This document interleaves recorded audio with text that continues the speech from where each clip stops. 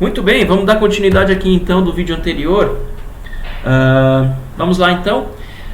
Vamos falar ângulo entre retas, tá? Quando a gente fala ângulo entre retas, paralelismo e ortogonalidade, tá? Na verdade a gente está falando da relação entre duas retas, ok? Nesse caso, imaginemos duas retas aí, a reta R e a reta S, ok?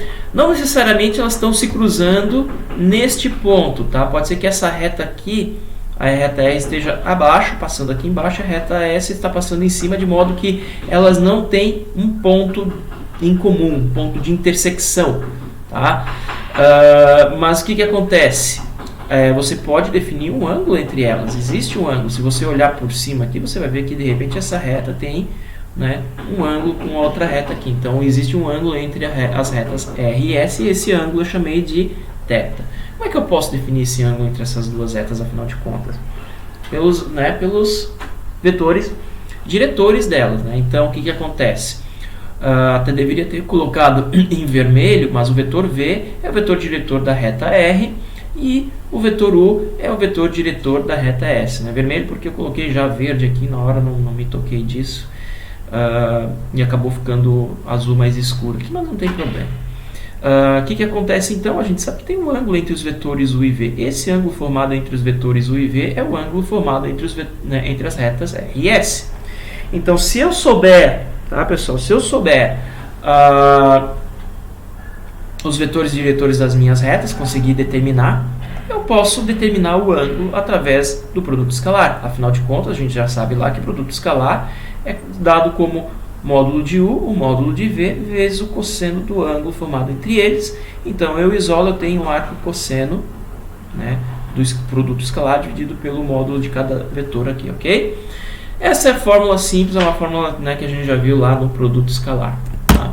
Então, é isso que eu tenho para falar. Sim, paralelismo e ortogonalidade. Quando é que a gente pode dizer que as retas são paralelas? Simples. Se o ângulo é zero, né, ou 180 graus, pode acontecer também, né? Então o resultado será de que as retas são paralelas. Tá? Se bater um θ aqui 90 graus, saberemos que são ortogonais, tá? Ou perpendiculares. Perpendiculares ou ortogonais são aqui no caso sinônimos, beleza? É só isso mesmo que eu tenho para falar do 2.7, vocês viram que ficou extremamente enxuto. Vamos agora para o tópico 2.8, que é a interseção entre retas. Agora sim a gente tem que caracterizar relações entre duas retas e dar nomes para essas relações. Aqui eu tenho duas retas, eu chamei uma reta de R1 e uma outra reta de R2, ok? Se as duas retas cruzam num ponto em comum de interseção, também posso definir entre essas duas retas um plano. Então essas duas retas já são, por si só, coplanares. E o ponto de interseção, tá, é o ponto I, certo? Mas ainda assim eu posso ter, tá, duas retas que são coplanares entre si, porém não se cruzam, né? Não tem um ponto de interseção.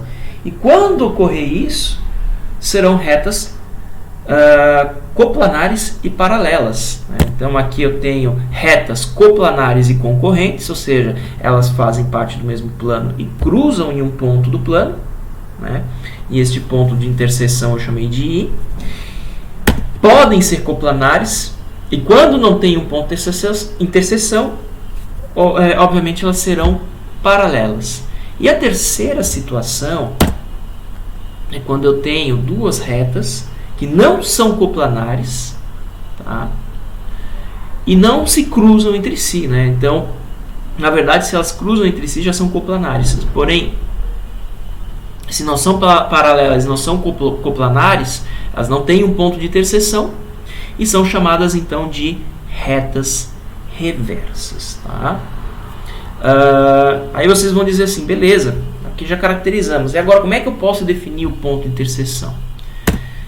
Ponto de interseção, na verdade, fica um pouquinho mais complicado. Eu vou deixar para um exercício, mas aqui eu vou botar dois conceitos importantes para você definir se suas retas são coplanares ou reversas.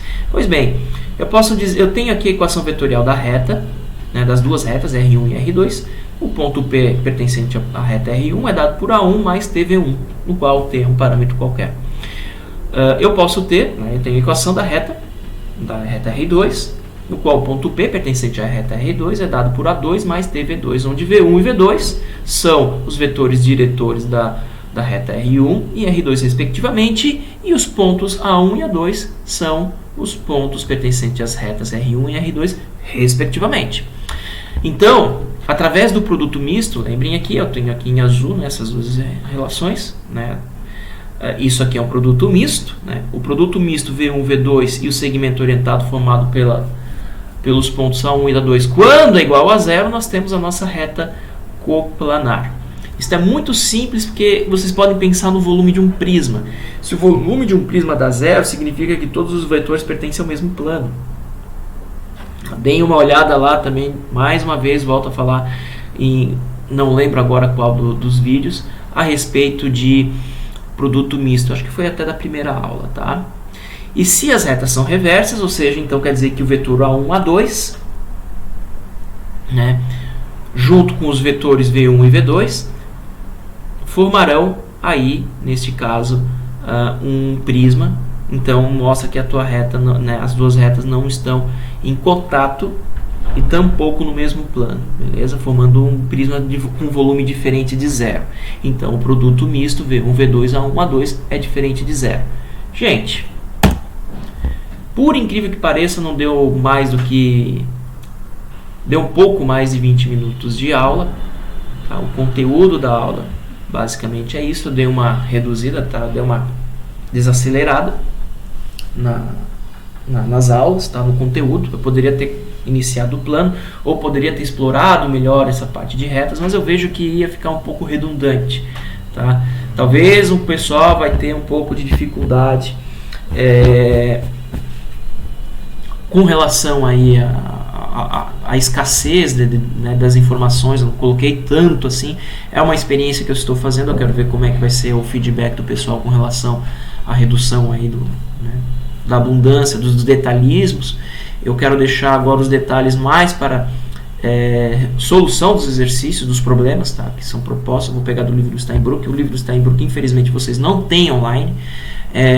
Por que eu vou pegar dele que não tem online? Justamente para não explorar os exercícios do Souza, né, do Fábio Souza, no qual estão disponíveis lá. Mas quem faz o do Steinbruch faz o do Souza. Então isso só vai agregar cada vez mais, tá, conhecimento para vocês. Então não fiquem preocupados com relação a isso, tá? Quero lembrar vocês hoje que já deixei o convite, né?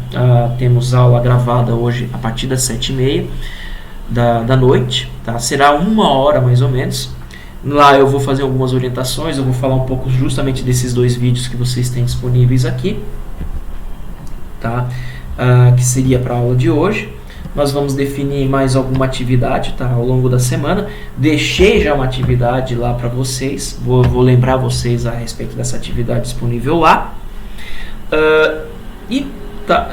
Claro, tá, eu acredito que a partir da segunda-feira ou do sábado dessa, né, próxima segunda-feira ou próximo sábado, enfim, mais ou menos nesse período aí, eu vou lançar mais uma atividade avaliativa. Lembrando que essas atividades avaliativas fazem parte, tá, da primeira nota de vocês, ok? Muito importante que vocês façam. Eu coloquei lá os exercícios, né? Vamos mostrar aqui, já que eu tenho um tempo aí, vamos explorar esse tempo agora. Onde é que está aqui? Material, GA, tá aqui, ó, AS1, atividade semanal 1 de geometria analítica. Vamos abrir o PDF aqui para vocês. Tá aqui, ó, primeira avaliação semanal de geometria analítica, né? Então eu quero que vocês determinem os vetores de acordo com essas relações de combinação linear, no qual é dado, né, os vetores U e V para cada item, né? Para o item A, B, C e assim por diante, tá? Quando não é dado, é óbvio, né? Vocês só têm o I, J, K. Vocês sabem quem são os JK, são os vetores da base canônica, certo, pessoal? Não deixem de fazer esse exercício, é muito importante, pratiquem, tá?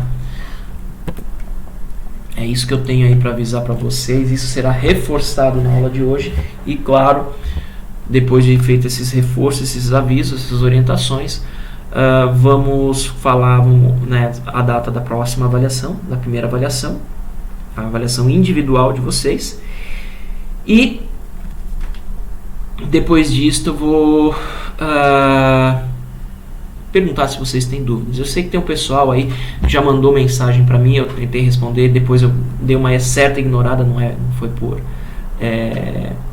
maldade, nada do gênero, não, é porque a demanda de atividades que eu estou fazendo, aulas que eu estou montando, gravadas e tudo mais, é muito grande.